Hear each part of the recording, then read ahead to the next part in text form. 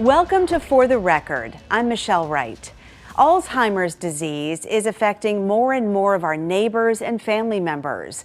The Alzheimer's Association says nearly 7 million Americans have Alzheimer's, and it affects 1 in 9 people age 65 and older.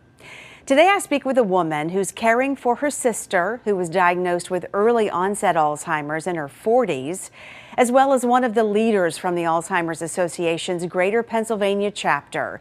Their stories paint a picture of just how difficult this disease can be for those that suffer from it and their families.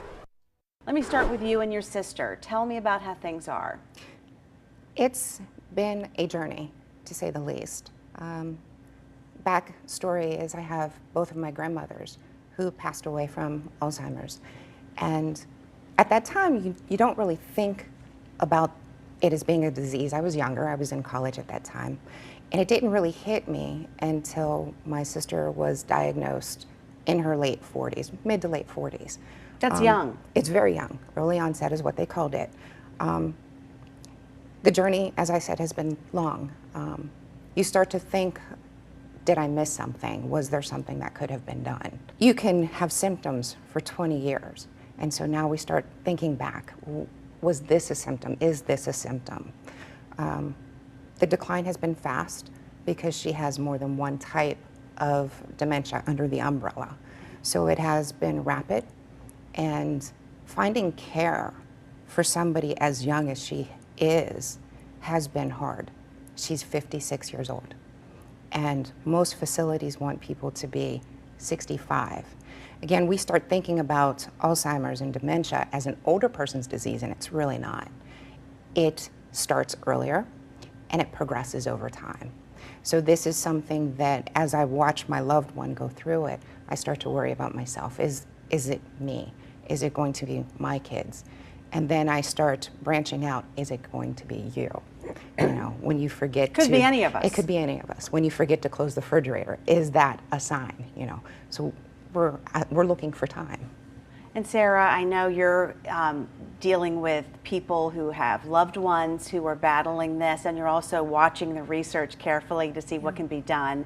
What is your advice to people out there who are dealing with someone, a family member, or themselves with dementia or Alzheimer's?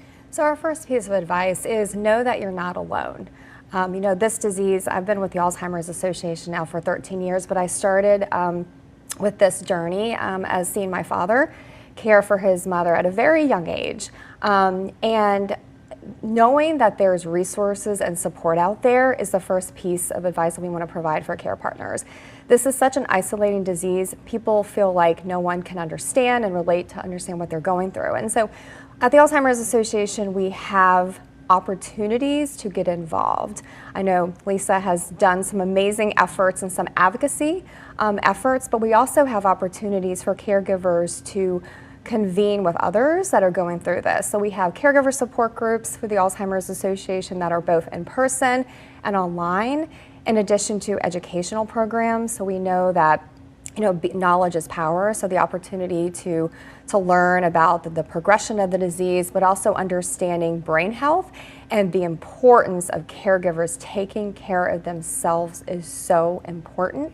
You know, here in Pennsylvania specifically, we have one of the highest percentages of caregivers in the country who have another chronic condition in addition to caring for someone with Alzheimer's disease. Over 76% of caregivers have another chronic condition.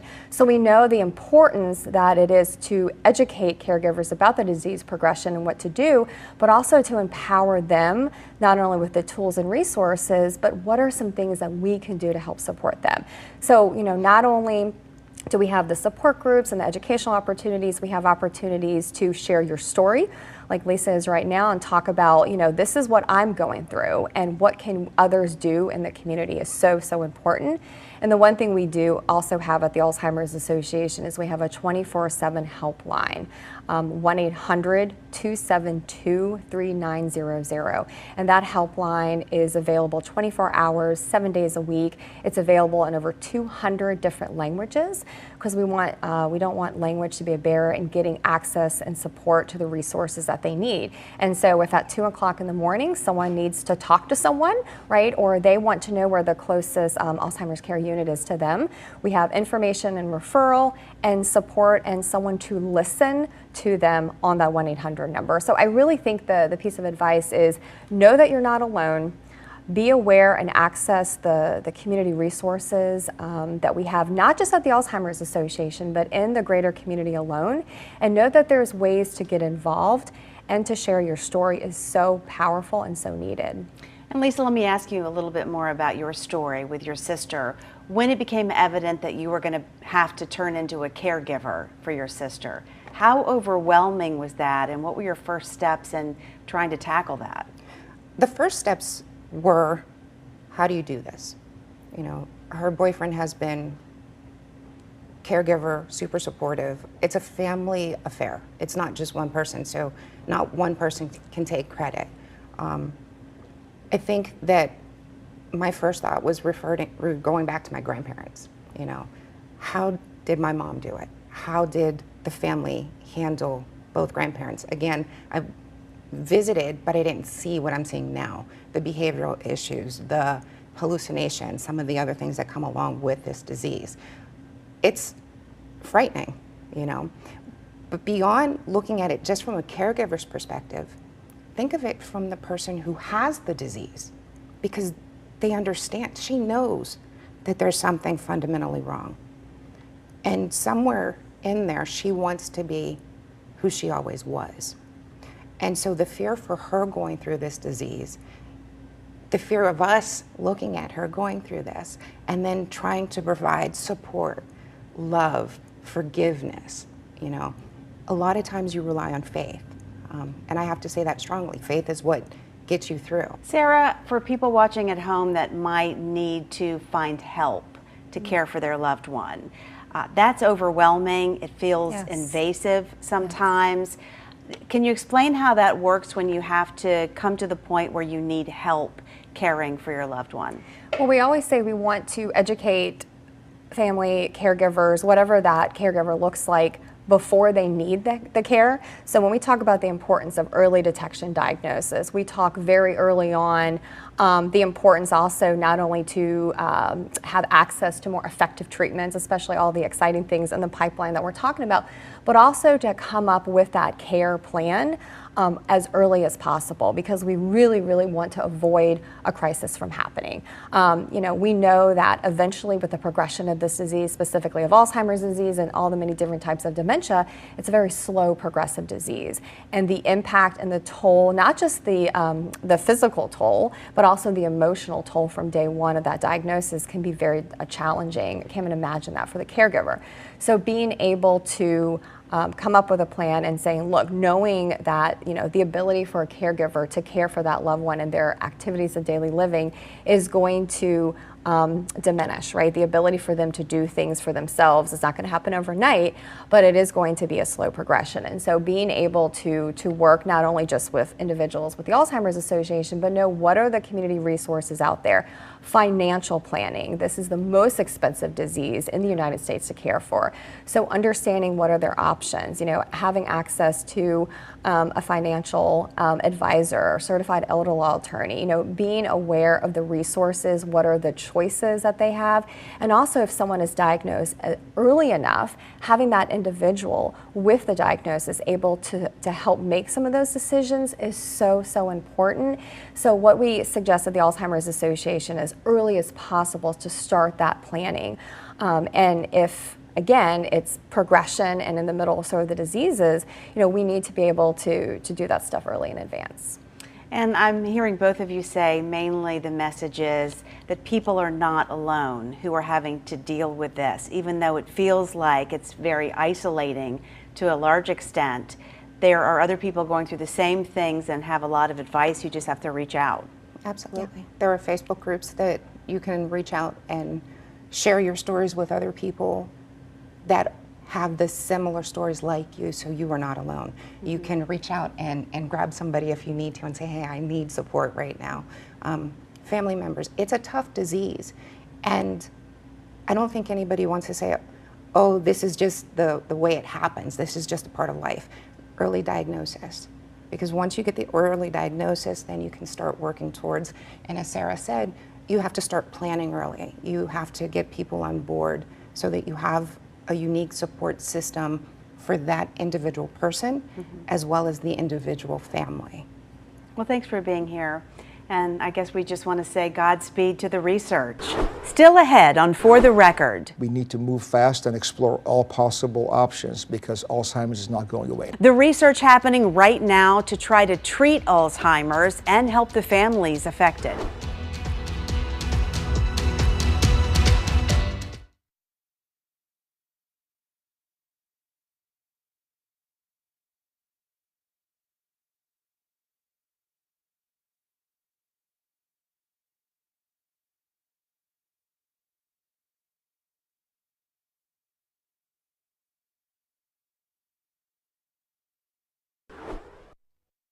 Welcome back to For the Record. In our last segment, we told you about the struggles so many families face when dealing with a loved one with Alzheimer's disease, as well as the help that's available. Now I turn to the groundbreaking work on a treatment happening just south of Pittsburgh. Take a look. Thank you so much, Dr. Ali Rezai with the WVU Rockefeller Neuroscience Institute. You guys are doing amazing things, and so I'm so glad you took the time to come talk to us. Glad to be here. I just want to get right into the research you're doing. Yes. So you're doing some groundbreaking things. Kind of explain what you're doing. So what we're doing using this technology called focused ultrasound essentially is a helmet that has 1,000 ultrasound probes. And when you think about an ultrasound, you may think of an ultrasound you used to look at a baby in a womb, Right. or ultrasound to record the heart function and activity.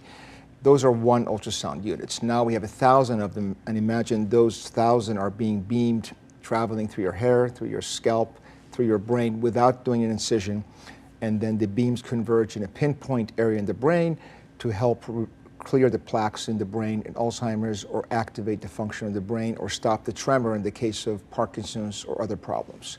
The question is it working for Alzheimer's? It's an early clinical trial that we're doing with the FDA, and what we're doing is combining this ultrasound with the approved medications, the antibodies that are used to clear the plaques in the brain.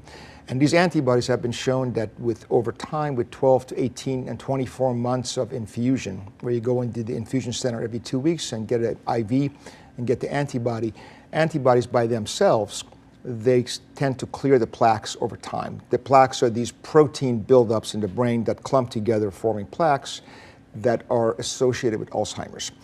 And the studies have been showing that just antibody infusion, which is now available in many places, which is fantastic for those that have Alzheimer's, is able to reduce these plaque buildups in the brain over time, and also, more importantly, reduce the progression of Alzheimer's. So that's been a game changer in many ways for the treatments of people involved with Alzheimer's. What we did, we wanted to see if by using this technology we can open this blood-brain barrier. Blood-brain barrier is a part of the brain that's inherent to all of your brain's blood vessels. What it is a protective shield that allows essential nutrients, sugars, and others to get into the brain, but it prevents larger size molecules or bacteria or viruses from getting into the brain. It's a protective barrier. The problem is that this barrier also limits medications. So more than 98% of the medications do not easily get into the brain. That's why you have to take pills, infusions, injections, and many doses, many years long term. So now if we can open this blood-brain barrier to allow these medications to get into the problem area in the brain with a higher penetration, the goal was to see if we can further accelerate the clearance of these plaques. So that was the study. So what we showed in this first study published in the New England Journal of Medicine, that we can actually accelerate the clearance of these antibody into the brain and clear the plaques in the brain by 50% more when you combine it with ultrasound to open the blood-brain barrier. And we think that is of importance because imagine if you can clear the brain of these pathological proteins within a few months versus 2-3 years. Because you need to have a running start in the race against Alzheimer's, so this can potentially do that. But this is still a FDA study. It requires exclusion criteria, so it's a very rigorous study, so not everybody is a candidate for this study.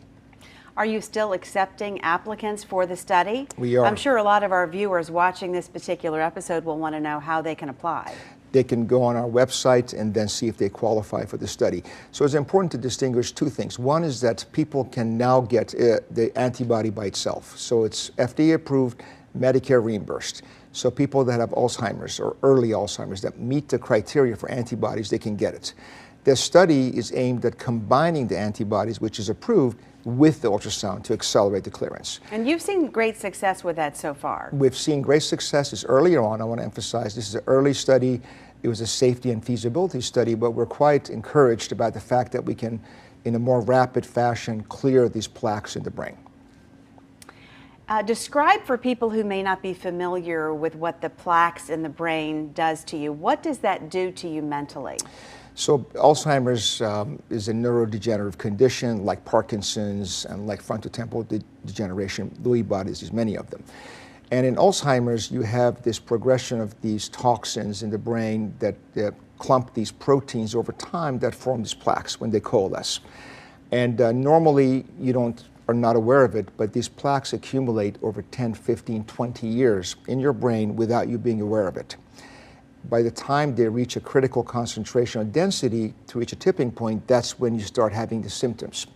The excessive forgetfulness, not finding your way around. So we need to find these plaques earlier on and detect Alzheimer's disease earlier on. And that's one important thing to do. Because imagine if you can detect and find that if you have Alzheimer's or likely to get it in 10, 20 years, what would you do? You may change your lifestyle, you may participate in clinical trials and get therapies earlier on. So these plaques are an important hallmark of Alzheimer's. So the goal is to clear these plaques so you can reduce these clumping of proteins which basically block the neurons from communicating with each other. So neurons are involved in the brain, the 90+ billion neurons in the human brain. They communicate involving in memory, cognition, speech, personality, behavior. But now if these neurons are not communicating effectively because there's large clumps of proteins and plaques blocking the communications, then you have difficulties with your basic functioning.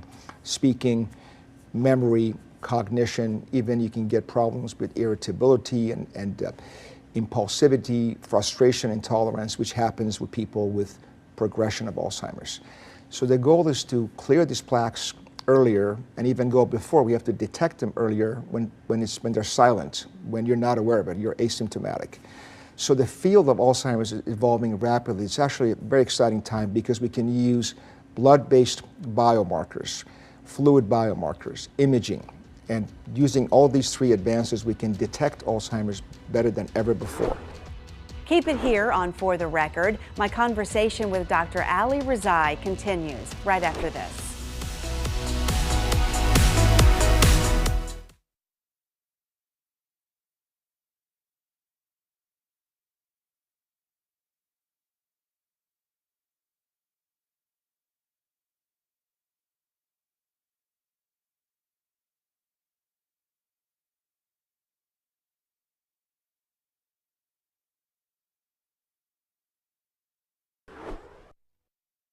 Welcome back to For the Record. We're continuing my conversation now with Dr. Ali Rezai from WVU's Rockefeller Neuroscience Institute. Listen to what he has to say about the importance of early detection of Alzheimer's disease. And I know it is exciting, and especially on the research end, but a lot of families watching at home are maybe scared or frustrated. They don't know what to expect, and they might be hesitant to go get that test. What would you say to them about the importance of early detection? The importance is critical because for 10, 15, 20 years, your brain is degenerating, building up these toxins or these byproducts that are not normal. So if you have someone who has a pattern of memory forgetfulness, or somebody whose family members may have had Alzheimer's, doesn't mean that they will get it, but there are testing that can be done now with blood testing and imaging and a combination of testing that can predict potentially whether you may have an increased risk for Alzheimer's. So I think for families, it is scary, there's a lot of unknowns, but the good news is that we're getting better than ever before to detect it earlier. And if you can detect it earlier, even when you're not symptomatic, let's say if you have plaques in your brain and you have no problems, what would you do? Well, you may want to adjust your lifestyles because simple things such as diet, exercise, sleep, hygiene improvements, reducing your stress, and improving connectiveness and engagement with families, those have been shown to activate the brain, to facilitate the brain's resilience, so you can fight Alzheimer's like that, just with simple lifestyle changes. And then you can also participate in clinical trials, get medications earlier. So earlier diagnosis is critical because fundamentally your brain is degenerating for 10, 15, 20 years before the first external manifestations of Alzheimer's or Parkinson's for that matter. So it's really important to detect it earlier and jump on it because it's not going away, so we need to get a head start in the race against Alzheimer's or Parkinson's. You're watching For the Record. Straight ahead, our final thought as we examine the difficulties of those living with Alzheimer's disease and their families. We're back after this.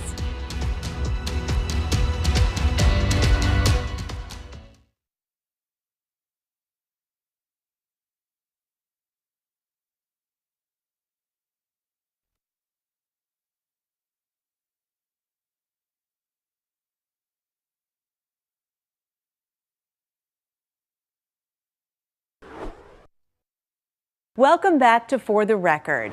We want to leave you today with a final thought, courtesy of Sarah Murphy from the Alzheimer's Association's Greater Pennsylvania chapter. She says, despite the difficulties surrounding Alzheimer's, there's one thing families shouldn't let go of. I hope that message is clear, right? There is hope.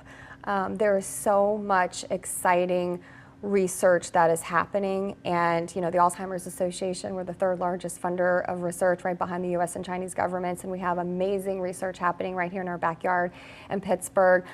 So knowing that there is a lot of hope, there's a lot of excitement within the Alzheimer's science community.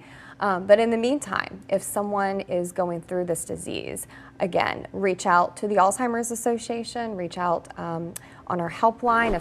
And the number to that helpline is on your screen right now, 1-800-272-3900. Their website is alz.org, and we have a link to that under the On TV tab at WTAE.com. That's all for today's edition of For the Record. Thank you for joining us. Have a good week.